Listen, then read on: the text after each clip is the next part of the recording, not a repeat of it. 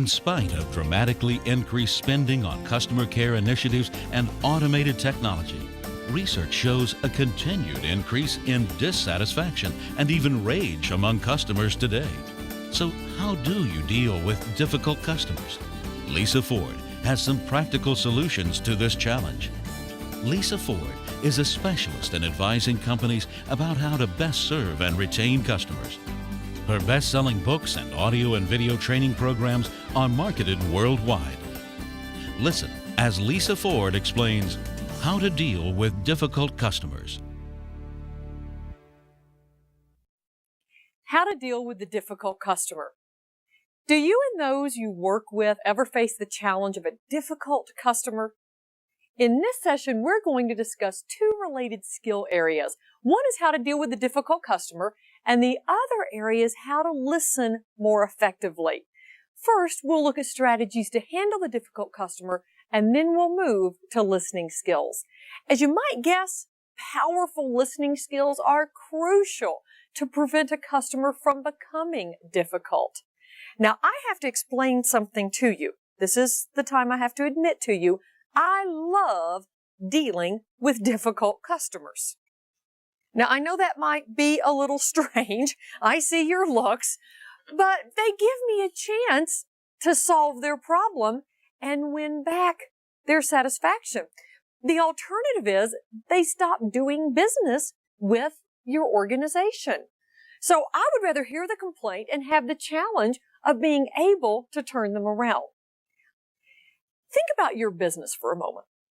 Why do customers become difficult? There are a lot of reasons, and I'm sure we could go on with quite a long list. There are four that come to mind. Number one, the customer did not get what was promised. The product or the service didn't work. Number two, somebody was rude. Number three, nobody went out of their way to provide service. They weren't courteous. They weren't pleasant. And number four, nobody listened. Regardless of the reason, here are some of the things that we know about staff and yourself when it comes to dealing with a difficult customer. Think about this for a moment. You are very good at dealing with customers when they're logical. Let me put something up here for a moment. You are very good in dealing with a customer when they are logical. It is so easy for you to give customers the reasons behind something we're explaining to them. You are very good at analyzing situations, giving them the facts. But I have to ask you, every so often you end up dealing with a customer who is not logical. They're frustrated. They're irritated. They find themselves emotional about something. Do you ever get customers in this state of mind? Now, here's my question to you. How well does a customer hear logic when they're emotional? They don't. We are not logical people. We are psycho. Now, you can take that any way you want, but we are psychological. And when we're dealing with someone who is emotional, we are wasting our time attempting to be logical when they're upset. Now, I want you for just a moment to put yourself on this side. Have you found yourself emotional at some time? Maybe when you've been the customer? Have you found yourself in a situation where possibly you've been in an argument and you have been thinking about the argument a half hour later?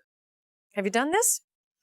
You may be driving home, you may be sitting at your desk, you're working out in the garden, you're doing something, but you're reviewing this argument.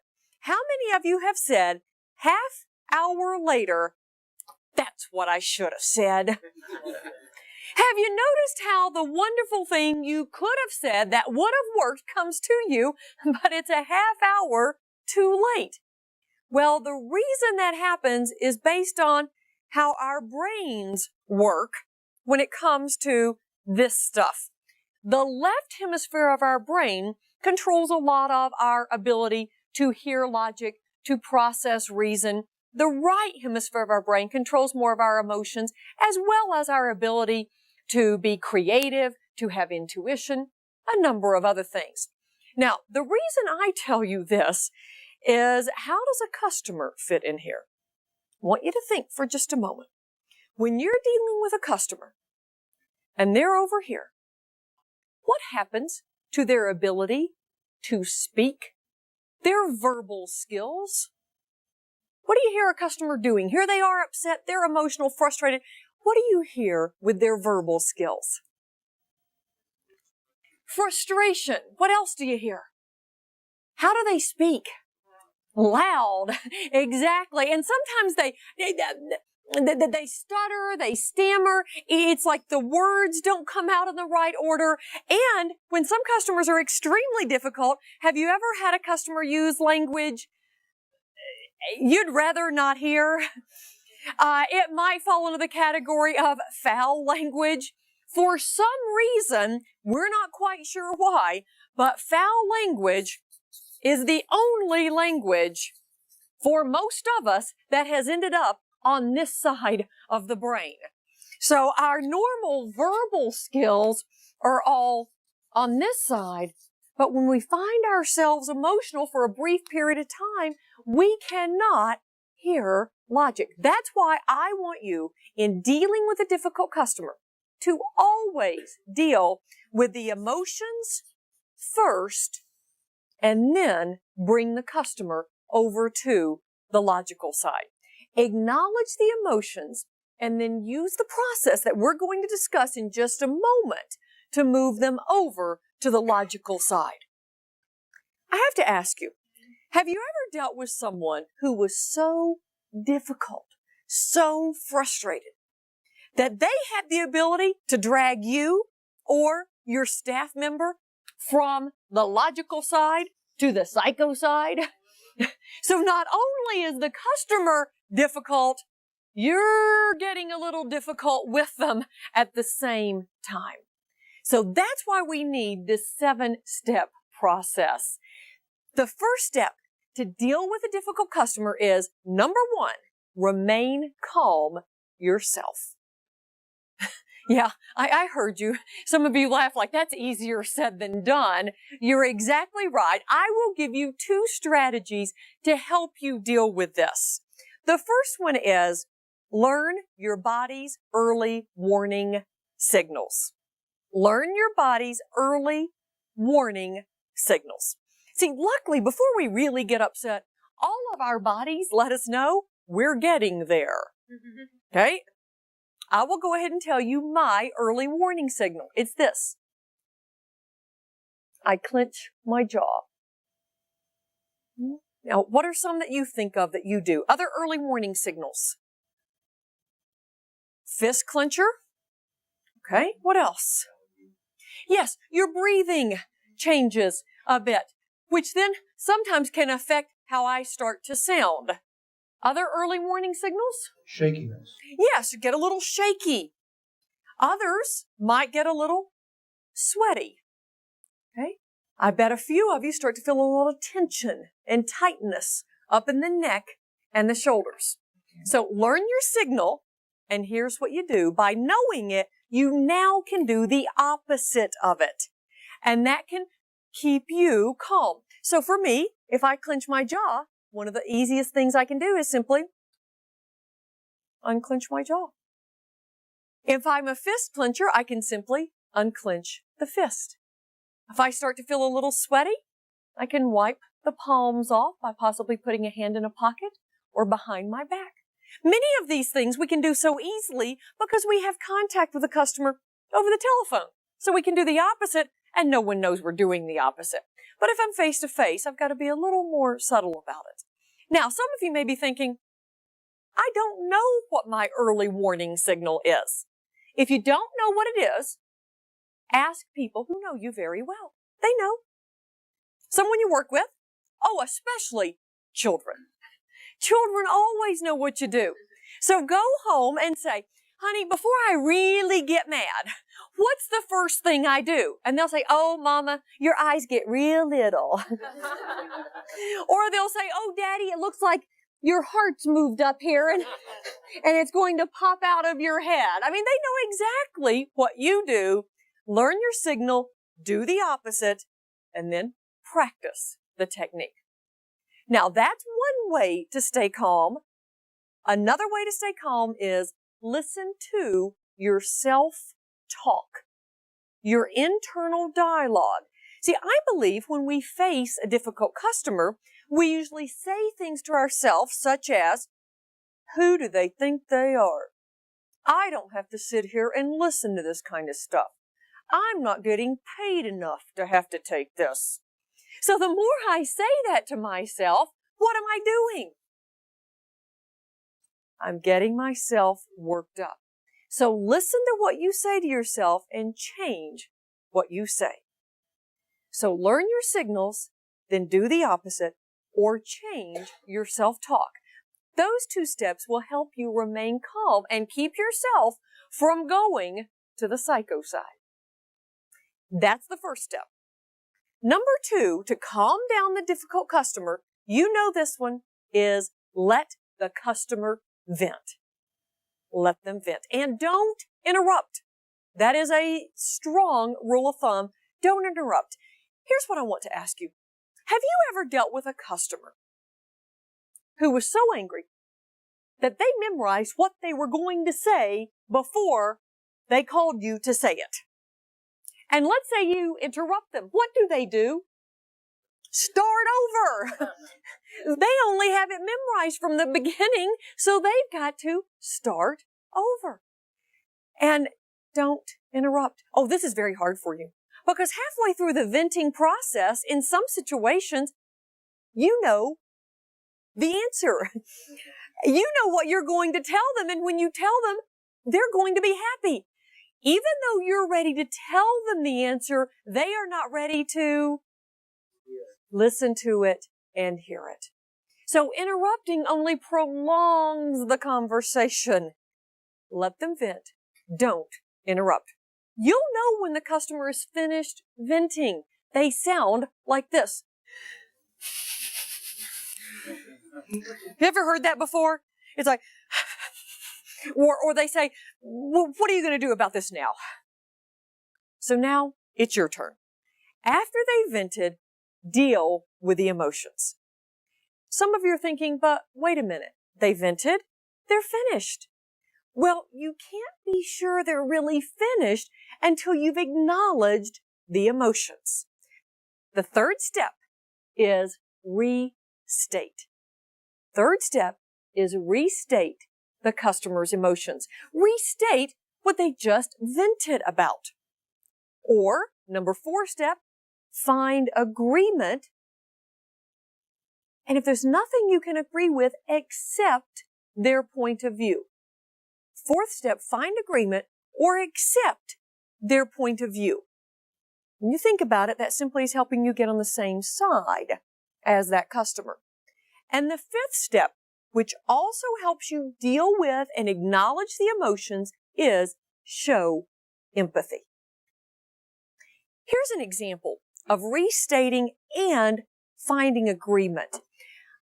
I was listening in on a phone call one day at a very large international utility company.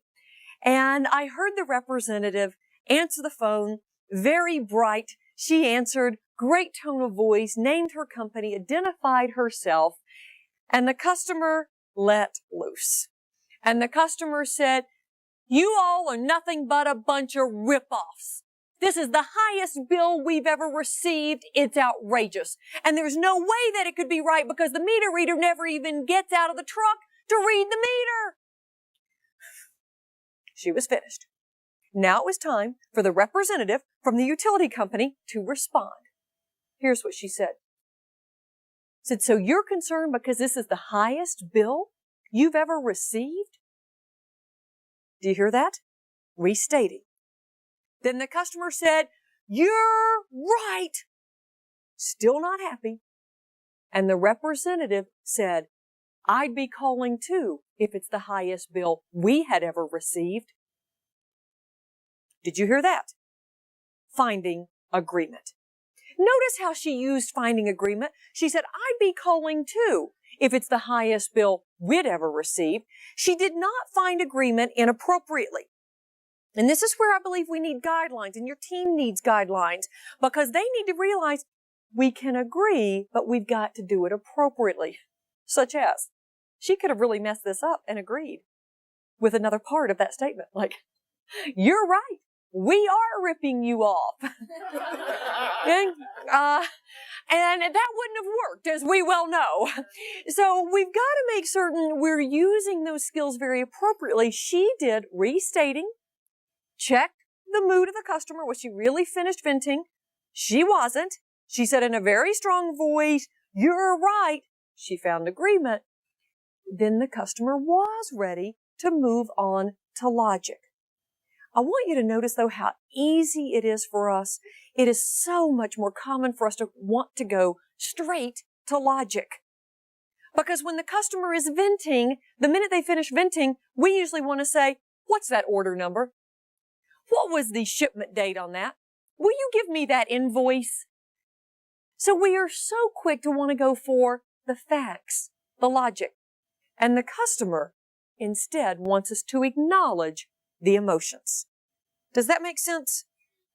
So after they vent, restate, find agreement, show empathy.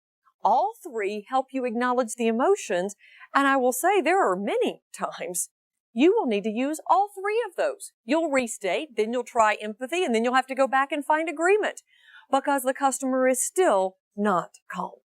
So learn from that example. The woman at the utility company, she did a great job at dealing with the emotions first, and that at any point in the process, when the customer's calm, then you can move on to the logical side. Once you've determined the customer is ready for logic.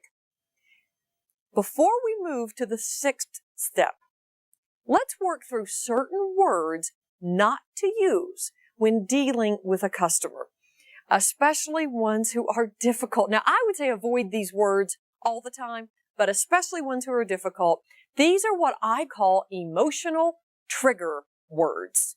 There are certain words that the minute you use them, it just triggers an emotional response in the customer. The last thing we want. Let me walk you through some of these. The word can't. Can't is an emotional trigger word. The minute the customer hears what you can't do, that usually sets them off. They only want to know what you can do. The word no or I don't know. They want to hear what you can do for them, what you do know. Even if the answer is no, they want to hear, well, is there an alternative? If the answer is I don't know, well, what are you going to do to get the information? And that's exactly what our customers want. Oh, another word avoid using is the word policy. Have you noticed customers don't like to hear policy? They always want to talk to somebody who can change the policy for them. Now, some of you think, wait a minute, Lisa, sometimes I have to quote policy. Just don't call it policy. Instead, say to the customer, oh, here's how we're going to handle this. And then quote policy word for word. Oh, here's what we do on this. And quote policy. Just simply don't call it that. A few other emotional trigger words. Avoid the phrase, you should have. Or, why didn't you?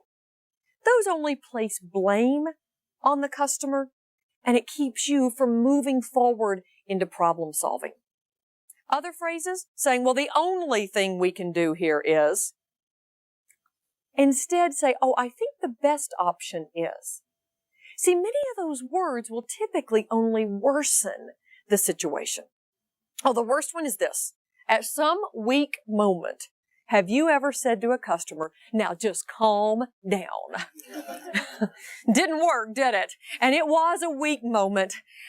Brainstorm other emotional trigger words with your team and help everyone listen for those words and work to avoid using them. At this point, we've covered 5 steps to deal with the difficult customer. Let's say you've done all those and you've done them very well. You've stayed calm. You let the customer vent. You dealt with the emotions, and the customer is still difficult. you have them every so often. What now? The sixth step is gently confront. This is not an easy skill to use, but I want you to take notes so you can teach it to those you work with. Here's how it sounds. Use the customer's name. Usually you have the customer's name. Use it. Mr. Miller, I really want to help you. As long as you continue to yell, I am finding it difficult. I can look into this for you. Will you let me? Do you hear that? Let me do one more of them. Mrs. Young, I really want to help you. As long as you continue to use this language, I am finding it difficult. I can see if we can get this resolved for you. Will you let me? Let's take that apart for a moment. Notice, you use the customer's name. There is something about using the customer's name that helps diffuse it a bit. Okay, it nearly catches their attention. Then, I really want to help you. Here, help is in your tone of voice.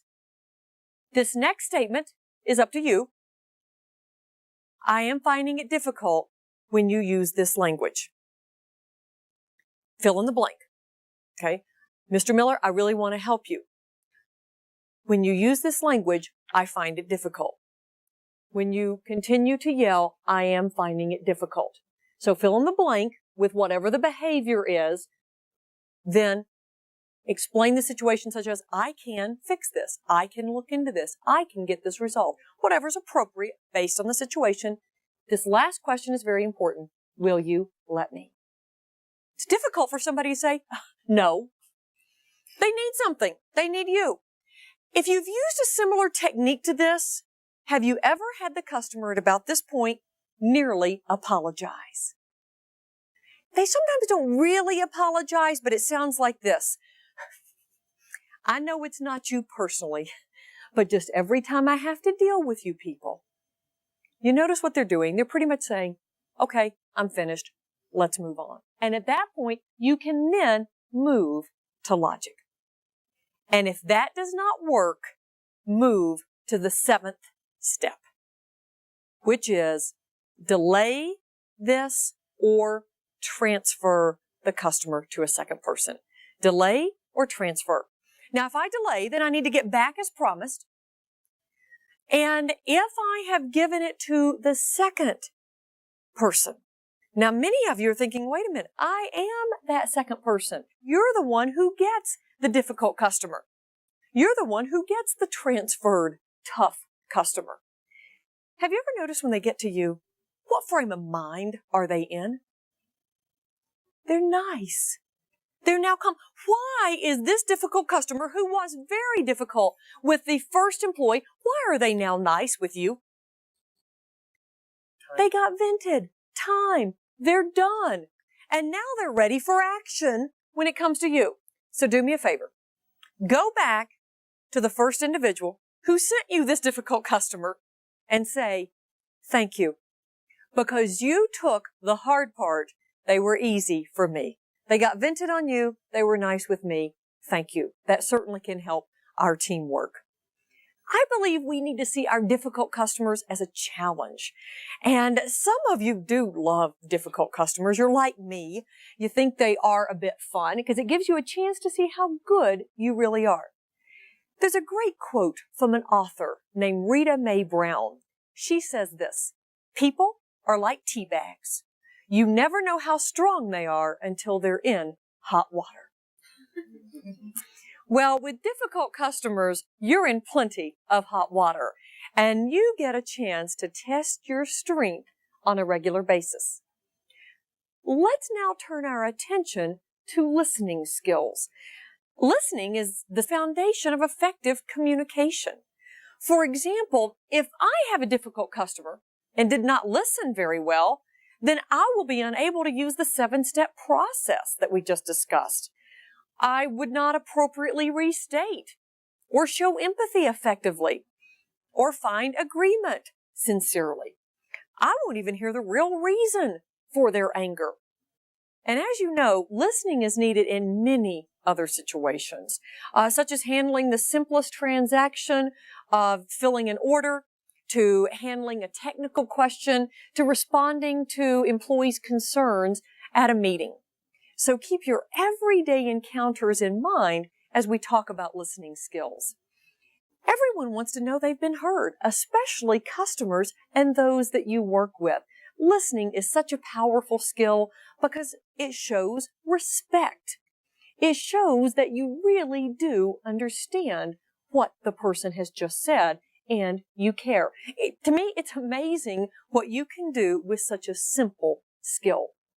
Here's what's interesting. We all know it's a very simple skill, but it's not an easy skill to use every single day. We have to work at it. And I think that's why we need to be reminded of some of the strategies that we want to talk about. To be the best at listening, let's go through these 4 steps of how to improve how you listen. The first one, be ready to listen. Be ready to focus on that customer, that individual within your organization at that moment, at that time, which means block out all that internal noise, external noise, the visual, the side conversations, that chatter that's going on inside your head. Clear your head, be ready to listen, and focus. The second step, take notes. Take notes, that simply makes you a better listener. You track what the customer is saying, what this individual is saying as you're listening, and it really keeps you focused. It also helps your memory at that point, and it helps you separate customers. As you know, sometimes they start to sound a lot alike. You've dealt with 14 that day. I would also recommend you say to the customer, especially when dealing with the customer on the phone, I am concerned about this, I'm writing it down. When you say I'm writing it down, I find your customer now feels taken seriously and they're less likely to repeat themselves. See, when they don't think they're being heard, they keep saying the same thing over and over. And if you say, I'm writing this down, they help you. They even say things like, well, the second thing is, the third thing is, they start numbering them for you. That's great. And the third step, show you are listening. There are 2 ways to do this, attentive silence and attentive words. Many of you are doing the first one right now, the attentive silence. The eye contact, the head nods, the posture, the position, showing you're with me, you're listening. Now, if you're on the phone and you only do attentive silence, what will the caller say? Are you there? Hello? Are you listening? So you've got to go to attentive words, which are, yes, oh, I see, certainly. Simply let them know you are listening. And the fourth step, restate. To be an effective listener, you must restate to show you're involved in the conversation. You can restate either content or emotions. Now notice it's called restating, not repeating. And you can partially restate what the person has said. You don't have to restate everything they just said. And by partially restating, you take control of the conversation. The 4 steps of listening will help you communicate more clearly and respectfully.